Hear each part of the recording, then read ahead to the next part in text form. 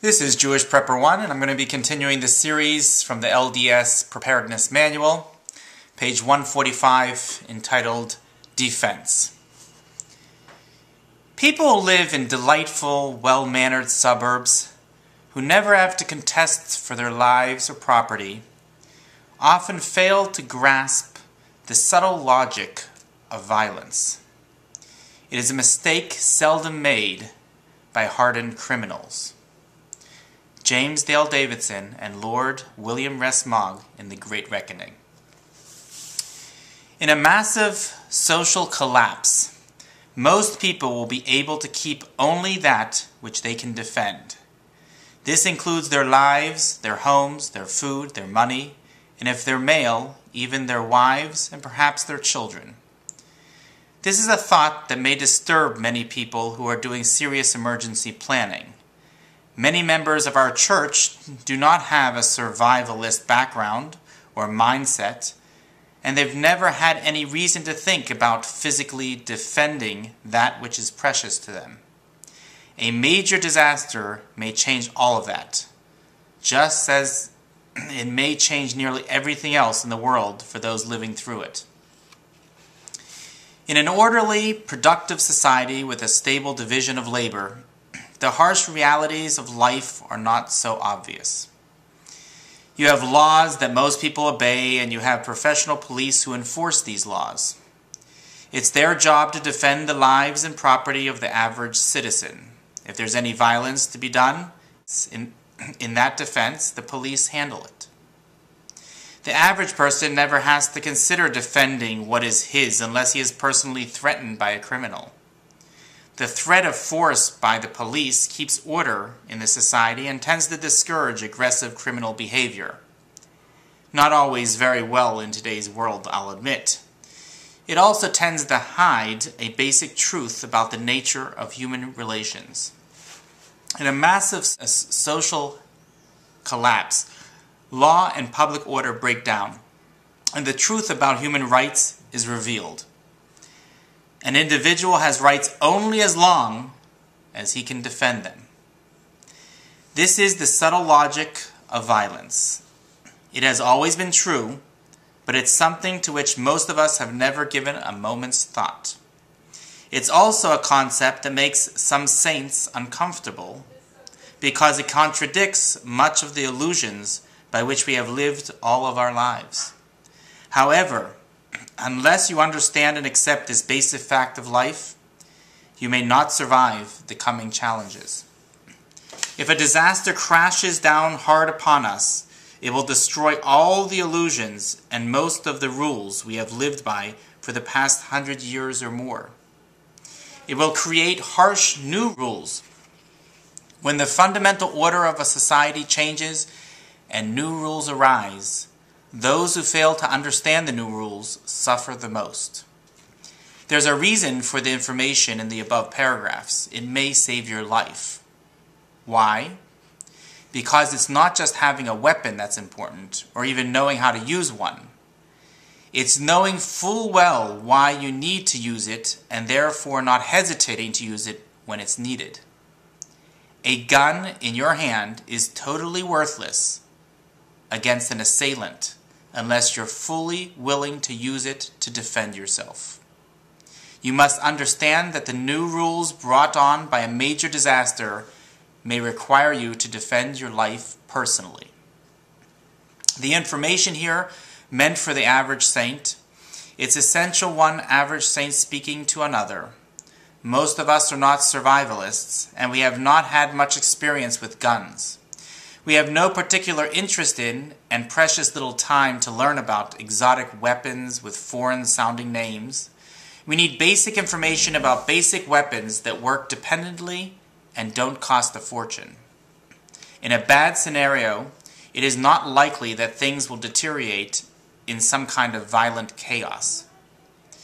The more likely worst-case scenario is one in which there may be unrest and martial law in the urban areas, and far less order than we've been accustomed to everywhere else, more akin to New Orleans, but nothing that resembles the future war in the Terminator.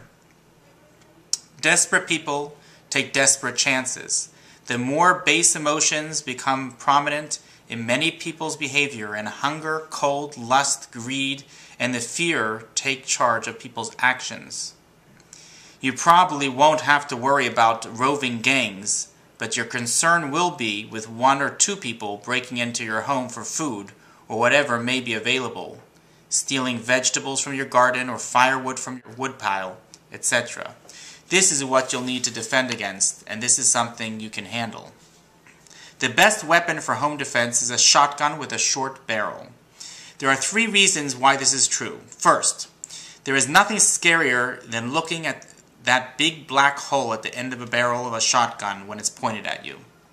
Second, when you fire a shotgun at close range, it's impossible to miss. You're going to hit what you're aiming at. And third, when you hit something with a shotgun, he doesn't get up and come to you.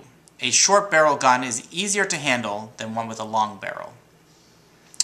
There are several good basic shotguns on the market. One of the best is a 12-gauge Remington Pump 870 Express Magnum with an 18-inch barrel. It's not fancy and it's not pretty, but it will do the job.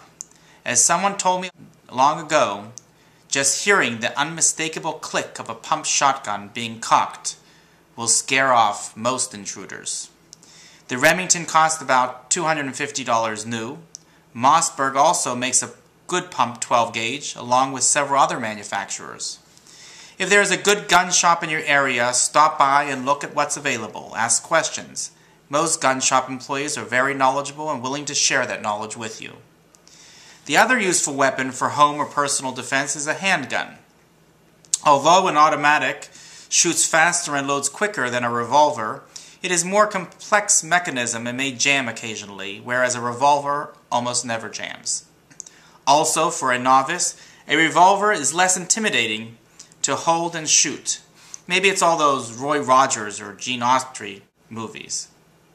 But somehow a revolver just seems more familiar to someone who has not used guns. The best revolver to have is a .357 Magnum with a 4-inch barrel. It can fire both .38 and .357 shells. Use the .38 ammo for practice because it's cheaper than the .357. A .357 is powerful enough to kill or seriously injure an assailant, and it's common enough to be affordable. I'd stick to a well-known brand such as Smith & Wesson. Taurus makes a good handgun that is less expensive than the very top names. Again, ask the gun shop. If the gun is for a small female, the .357 may be too heavy and awkward to use effectively. In that case, a .38 or even a .32 may be a better choice. Remember that a smaller caliber weapon does not have the stopping power of a larger one. So if you have to shoot someone to defend yourself, keep shooting until there's an empty gun. Once you've wounded someone, he's going to try to kill you if he possibly can. So you don't want to inflict a minor wound, you must stop him. No matter which gun you get, be sure to get lots of ammunition. Any ammo you don't use or need would be a great trade item in the time of a disaster. Walmart generally has good prices on ammunition, and gun shows are always a good place to shop for ammo deals. If you know someone who has a good bit of knowledge and experience with guns, get him to teach you how to shoot safely. It is a terrible mistake to have a gun and not know anything about proper shooting and gun safety. If there is a gun course offered in your area, take it. Ask about this at your local gun shop. Be sure to keep your guns away from your children. Put them where you can get to them quickly if needed, but in a place to which they have no access.